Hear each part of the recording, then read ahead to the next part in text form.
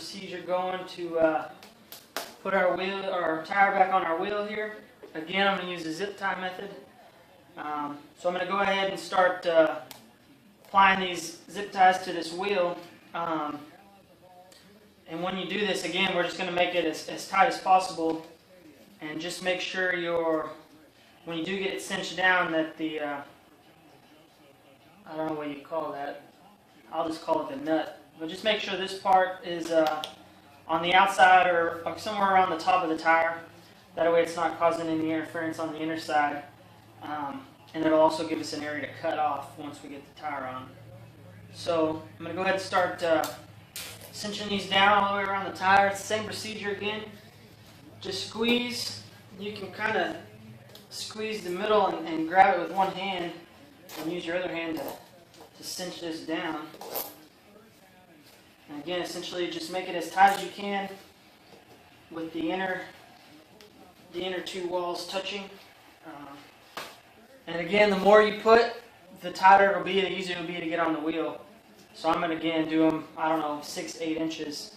I have plenty of zip ties. If you're limited, just do the best with what you got.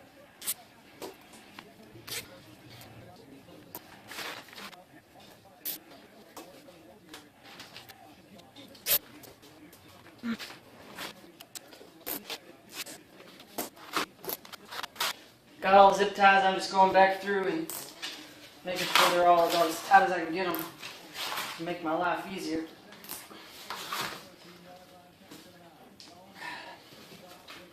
Alright, so that's that.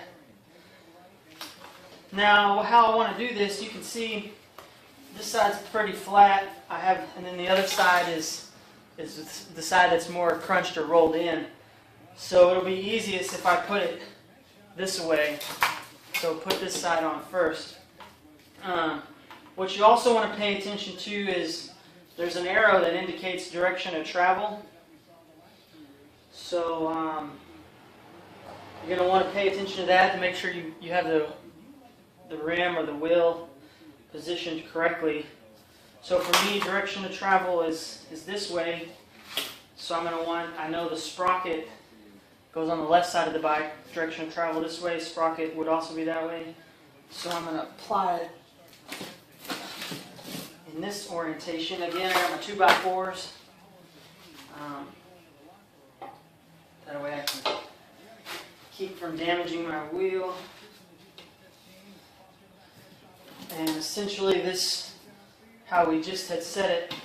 So direction of travel would be that way based on the sprocket. So now all we're going to do again, I'm going to go back. I got my soap and water mixture. So this side will be going on first. I'm also going to lube him up.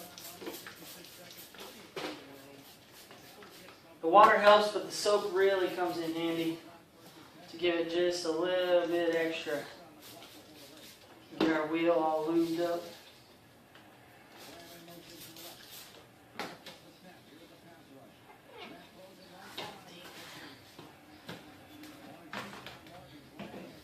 Should be able to just kind of start. There we go.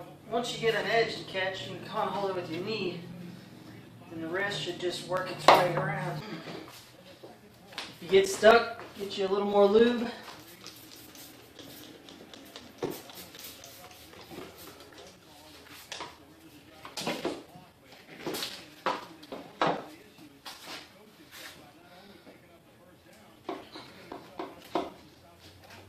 There we go. Start to go. Again, I'm just working it with my knee, my hand, and there we go. No tools required. Just a little leverage, a little patience. So now, we got our wheel back in there. Now I'm going to go ahead and just cut all my zip ties, and then we'll pull the rest through. So you can if you have a little flathead screwdriver, you can get it to pry in there. I'm just going to use these treads to get a grip on it. So I have my indentions where my tread is. I can just get the tool under that You can get a flathead and use it to pry up also.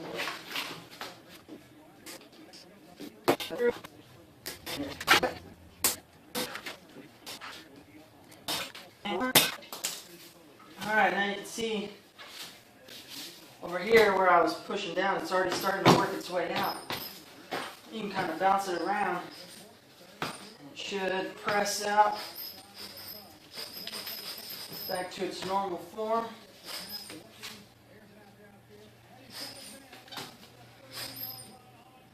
Okay, guys. So there we go. A little zip tie method, no other tools. And my wheel is back on, or my tire's back on the wheel. You can go ahead and clean up your wheel while you're at it. So one last step before we air this up. Now I got to set the beads. And again, I'll show you how to do that as well. So let's get rolling on that. So let's go ahead and set our beads. Alright guys, we got our tire onto our rim. Now we're going to go ahead and set the beads. To do this, I'm going to just use an air compressor. Another item that will come in handy again is our soap and water mixture. So I'm going to spray this all around. So you can see, you can kind of shimmy it around a little bit, but most of this area, the bead's kind of already in place, but it's this one side. You'll never get the whole thing without using some air pressure behind there. So over here where the bead's not set, that's where I'm going to apply most of my mixture. So that water and soap will kind of form a little bit of a seal long enough for the bead to pop in place. Otherwise all your compressed air will just shoot out. So let's lube this up again. So what I'm going to do, I'm going to try to press down over here while I put the first little bit of air, so hopefully this side will set first. And the last part of the bead to set will be over there.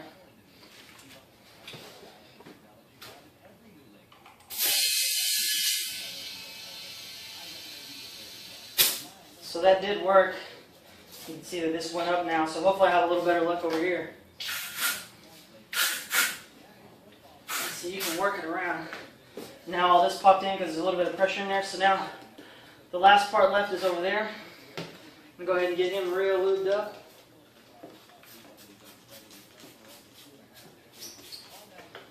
And give her a go again.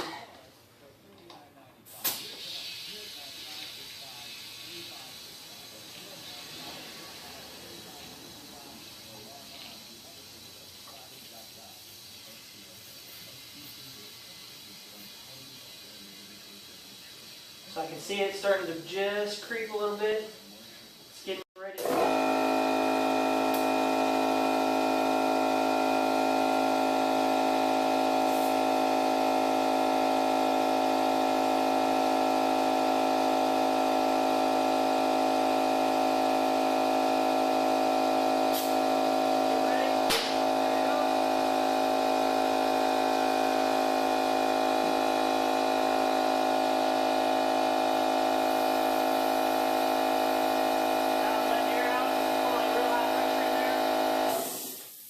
So you heard the bead just popped. Now I'm letting air out quickly because there's probably some real high pressure in there at the moment. And I just want to make sure I let that pressure down.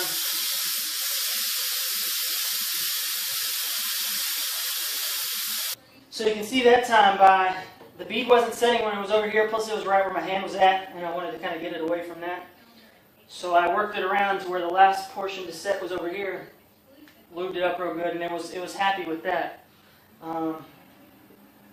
Okay, so now the bead's set. I'm going to go ahead and wipe as much of this soap and water off around the edge. It'll all evaporate anyway, so it's not a problem. Just be aware that if you're going to